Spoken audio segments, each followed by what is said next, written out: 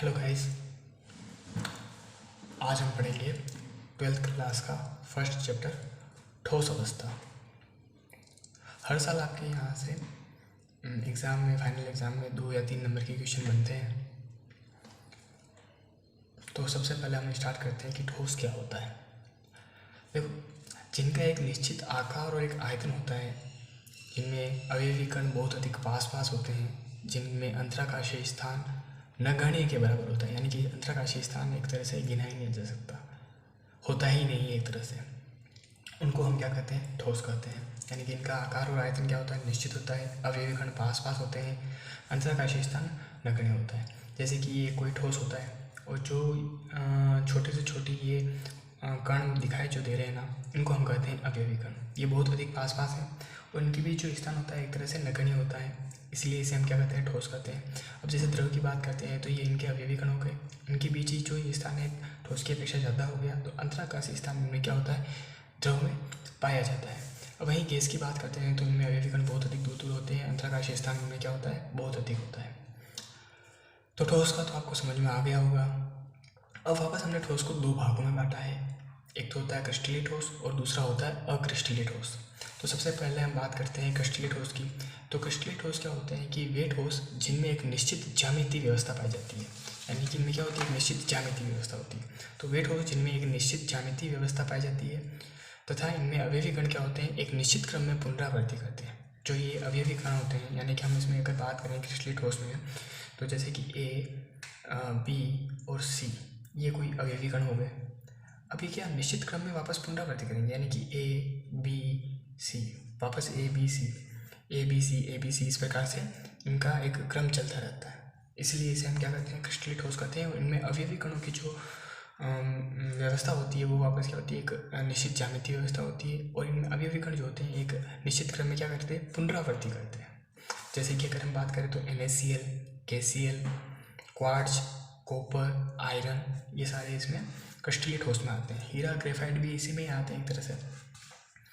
दूसरा आता है अक्रिस्टलीय ठोस। तो अक्रिस्टलीय ठोस वे होते हैं जिनमें एक निश्चित ज्यामितीय व्यवस्था नहीं पाई जाती है। वे ठोस जिनमें एक निश्चित ज्यामितीय व्यवस्था नहीं पाई जाती हो तो उन्हें हम कहते हैं अक्रिस्टलीय ठोस। और अवयवी कणों का एक निश्चित क्रम में इनमें पुनरावृत्ति नहीं होती है, यानी इनमें जो अवयवी कणों की एक निश्चित क्रम में क्या हो रही थी? पुनरावृत्ति। इसमें अवयवी कणों की पुनरावृत्ति नहीं होती है, यानी कि ए बी सी हो गया, उसके बाद वापस बी सी ए, इस प्रकार से एक निश्चित क्रम में पुनरावृत्ति नहीं होगी। अब जैसे अक्रिस्टलीय ठोस में एग्जाम्पल की अगर हम बात करें तो इसमें एग्जाम्पल होता है PVC, पॉलीविनाइल क्लोराइड,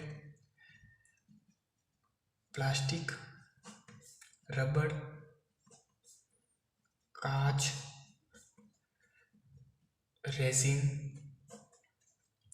एक्सेट्रा, ये सारे किस में आते हैं?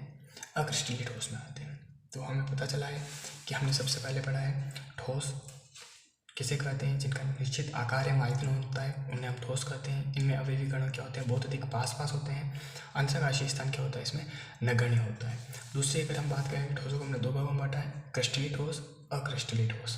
पहला आता है क्रिस्टलीय ठोस। तो वे ठोस जिनमें निश्चित ज्यामितीय व्यवस्था पाई जाती है और अवयवी कणों का एक निश्चित क्रम में पुनरावृत्ति होती है, क्रिस्टलीय ठोस कहलाते हैं।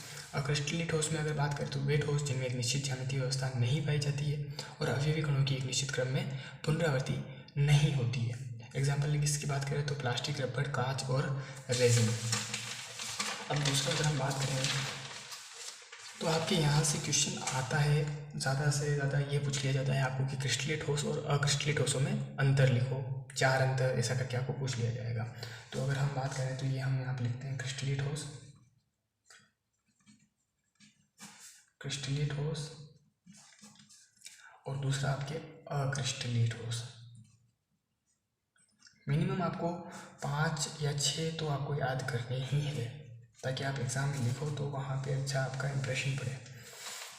फर्स्ट आपका यहाँ पे आता है क्रिस्टलीय ठोस। हमें पता है इनमें एक निश्चित ज्यामितीय व्यवस्था पाई जाती है, इनमें निश्चित ज्यामितीय व्यवस्था पाई जाती है। इनमें निश्चित ज्यामितीय व्यवस्था, ज्यामितीय व्यवस्था नहीं पाई जाती।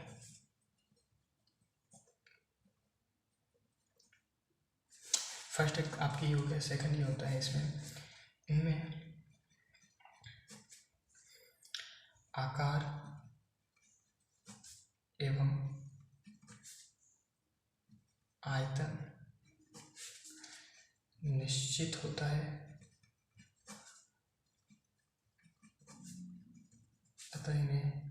अतः इन्हें वास्तविक ठोस कहा जाता है। वास्तविक ठोस कहते हैं,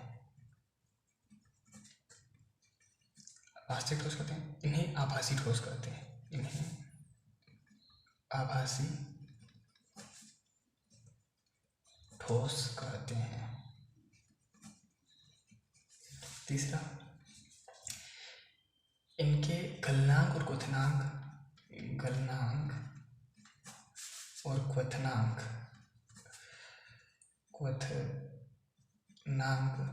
इनके गलनांक और क्वथनांक निश्चित होते हैं और इनमें गलनांक और क्वथनांक क्या होते हैं? अनिश्चित होते हैं, अनिश्चित होते हैं। ये दीर्घपरासी होते हैं, दीर्घपरासी होते हैं। ये लघुपरासी होते हैं, ये लघुपरासी होते हैं।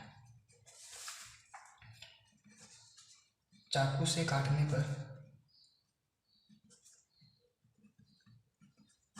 पर चिकनी व सपाट सतह देते हैं।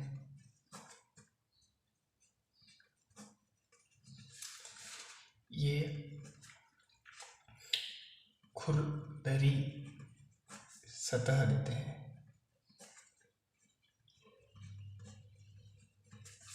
अगर इसमें बात करें एग्जाम्पल की, तो एग्जाम्पल पहले लिख चुके हैं हम। क्या होता है? NaCl, KCl, क्वार्ट्ज,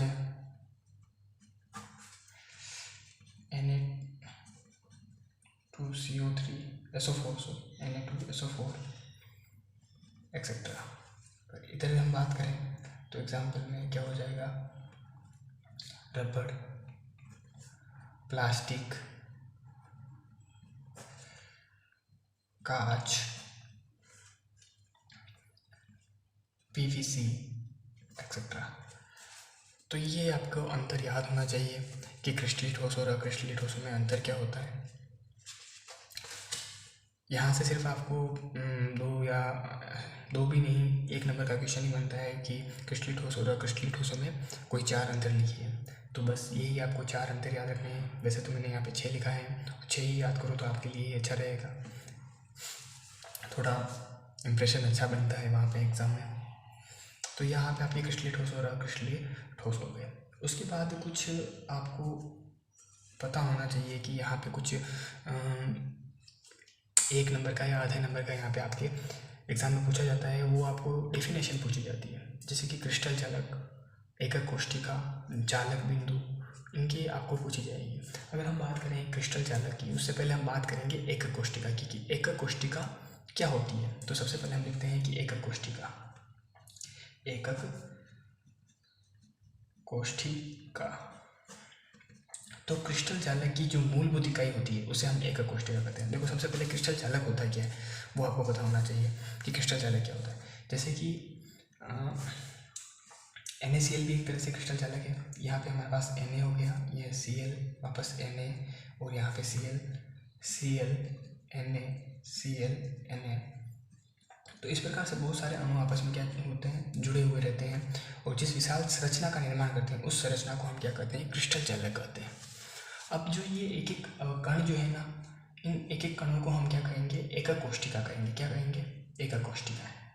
ये जो एक एक कण बन रहे हैं ना यहाँ पे, इन कणों को हम कहते हैं एकक कोष्ठिका। तो एकक कोष्ठिका क्या होती है कि क्रिस्टल चालक की, क्रिस्टल जालक की मूलभूत इकाई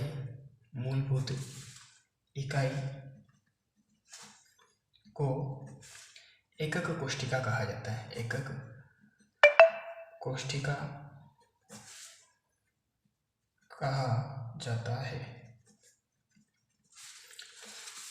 अभी जैसे यहाँ पे बताया है, ये पूरा क्या हो गया, NaCl का एक क्रिस्टल हो गया। जैसे मैं यहाँ पे बताऊँ कि ये आपके NaCl यहाँ पे वापस आ जाएगा Cl NaCl Na। तो इस प्रकार से वापस यहाँ NaCl Na और Cl, इस प्रकार से ये एक क्रिस्टल बना है। किसका क्रिस्टल है? NaCl का क्रिस्टल है। NaCl का एक क्रिस्टल है, सोडियम क्लोराइड का क्रिस्टल, जिसमें छोटे छोटे क्या है, अवयवी कण है। इन अवयवी कणों को ही हम क्या कह रहे हैं, एकक कोष्ठिकाएं कह रहे हैं। ये सारी क्या है, एकक कोष्ठिकाएं। यानी कि क्रिस्टल जालक की मूलभूत इकाई कौन सी हो गई, सोडियम या फिर क्लोराइड। मूलभूत इकाई को हम क्या कहेंगे, एकक कोष्ठिका कहते हैं। ये पूरा क्रिस्टल जालक हुआ। क्रिस्टल जालक की मूलभूत इकाई को एकक कोष्ठिका कहा जाता है। ये एकक कोष्ठिका हो गया। अब क्रिस्टल जालक क्या होता है? क्रिस्टल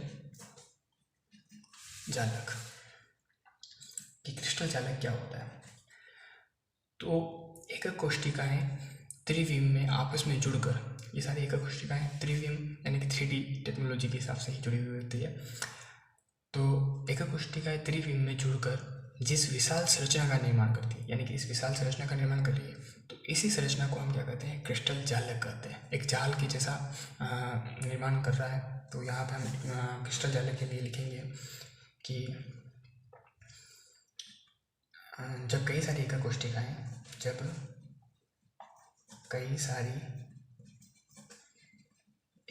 कोष्ठिका आपस में जुड़कर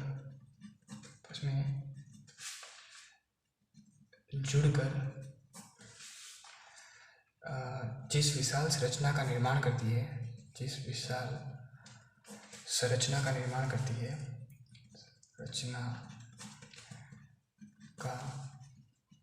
निर्माण करती है, उसे जिस विशाल संरचना का निर्माण करती है उस